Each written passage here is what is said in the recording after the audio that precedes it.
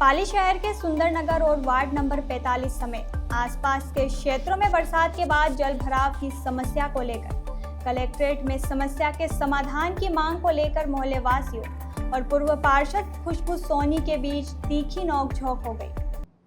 पूर्व पार्षद खुशबू सोनी ने इस दौरान अपने ही दल के नगर निगम सभापति, बीजेपी के प्रदेश स्तरीय नेता और पाली सांसद पर वार्ड में विकास कार्यों को लेकर लापरवाही का आरोप लगाया।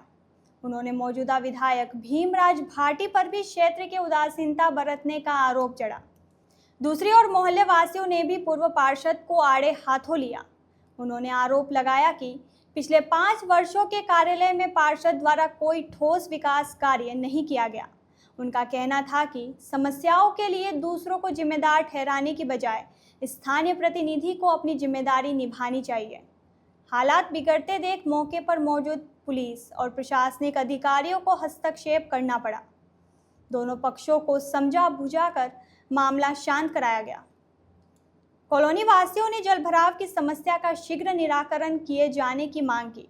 जिला प्रशासन ने ज्ञापन देने के बाद भरोसा दिलाया जल निकासी और बरसात में जमा होने वाले पानी की समस्या को लेकर संबंधित विभागों को त्वरित कार्रवाई के निर्देश दिए जाएंगे। जो अभी हमारे वार्ड साहब ने बोला वो बात तो सत्य है, पर कुछ गलतियां यहाँ पे भी है, क्योंकि इन लोगों ने कभी इन्होंने भी कुछ काम नहीं किया है। आज मेरी गली के अंदर आप आके बोल रहे हैं हमने सड़कें बना दी। सड़कें की गुणवत्ता तो देख लो, 1 साल में नहीं टिकी है। 5 साल के अंदर मैंने कहीं सड़क नहीं देखी। मेरे घर की तरफ उन्होंने एक टोली अगर मिट्टी भी गिराई होती तो मैं मान जाता कि पार्षद साहब ने भी काम किया है। पार्षद साहब भी कोई काम नहीं करते हैं। ये एक दूसरे पे थोपते रहते हैं कि पहले उनकी ज्ञान जी की सरकार तो उन्होंने 5 साल में कौन सा क्या काम कर दिया। 5 साल के अंदर इन्होंने कौन सी रोडें बनवा दी, कौन सी कच्ची सड़कों में मिट्टी डलवा दी, ये भी काम नहीं हुआ। बस ये भी आते हैं हम करवा देंगे, पर होता इनसे भी कुछ भी नहीं है। पहले इन्होंने कह दिया कि हमारे ऊपर केंद्र में सरकार नहीं है, स्टेट में सरकार नहीं, अब बोल दिया कि हमारा MLA नहीं है। ये तो एक दूसरे को थोपने की बात है। काम कोई भी नहीं करता।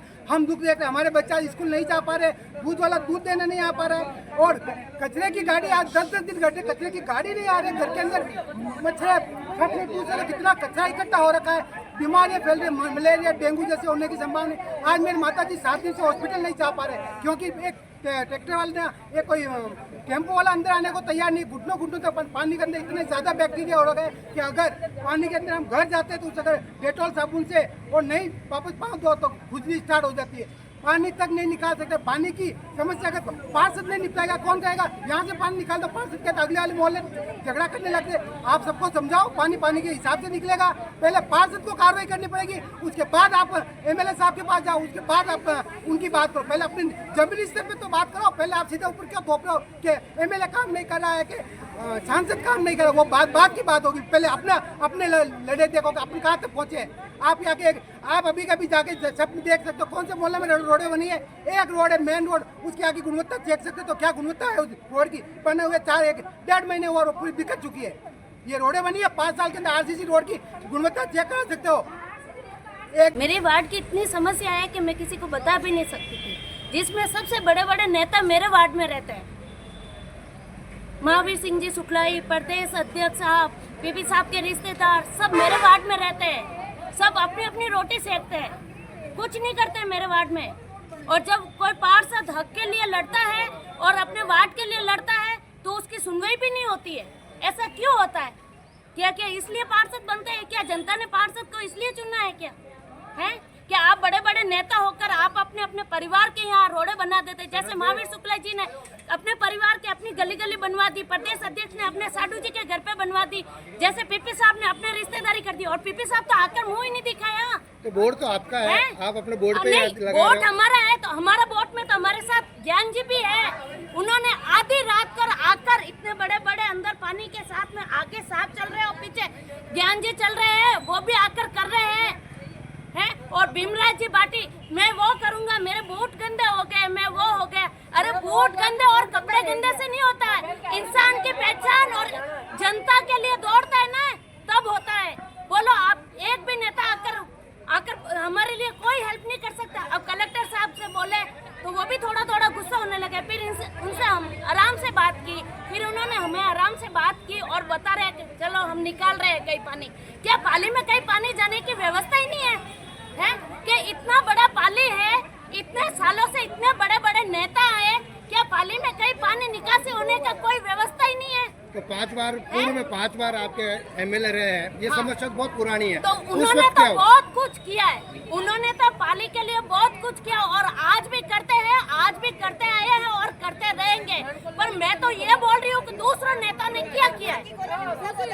प्रदेश अध्यक्ष पीपी साहब, भीमराज जी भाटी, रेखा जी भाटी, उनका काम बताइए हमें, क्या किया उन्होंने? सिर्फ आते हैं और अपना सिंबल लेकर आते हैं और अपने पद पर बस हुकूमत करते हैं और कुछ नहीं। जैसे छोटे मोटे पार्षद होते हैं उन पर हुकूमत करते हैं। ऐसा क्यों? सिर्फ आता और गाड़ी में बैठकर माला पहनकर चले जाते हैं। ये कोई नेता का नहीं होता है, ये कोई नेतागिरी का नहीं होता है। जनता ने चुना है और जनता के लिए और जनता के हित के लिए करे, तब हम जानेंगे कि हमारे लिए प्रदेश अध्यक्ष पीपी साहब सारे नेता हैं। हमारे लिए तो मैं तो भीमराज भाटी को तो दूर के बराबर नहीं समझती। क्यों कभी आकर नहीं संभाला? कभी यह सोचा है कि इन्होंने कभी एक सारे पार्षदों की मिलकर एक मीटिंग भी ली? कभी उन्होंने पूछा कि भाई आपकी क्या चीज की समस्या है, उसकी समस्या का मैं निवारण करता हूँ? हैं? इतने सालों से वो पाली में रहता है भीमराज जी भाटी, मैं वो कर दूंगा, मैं वो करता हूँ। बड़ी बड़ी बातें करने से कुछ नहीं होता है। कुछ न तो थोड़ा बहुत हमारे पब्लिक के लिए करना पड़ेगा। वो प्रदेश अध्यक्ष आते हैं, आज आ रहे हैं, उनका स्वागत है, माला लेकर जाइए और माला पहनाइए। अरे माला पहनने से कुछ नहीं होता। आपको प्रदेश अध्यक्ष किस लिए बनाया? पूरा प्रदेश का भार है आप पर। तो आपकी क्या मांग है? आप पाली में रहते हो, आपकी क्या मांग है? मेरी तो एक ही मांग है, आप पाली में आओ और पाली की कुछ करो और मेरे वार्ड की और क्या जितने 65 वार्ड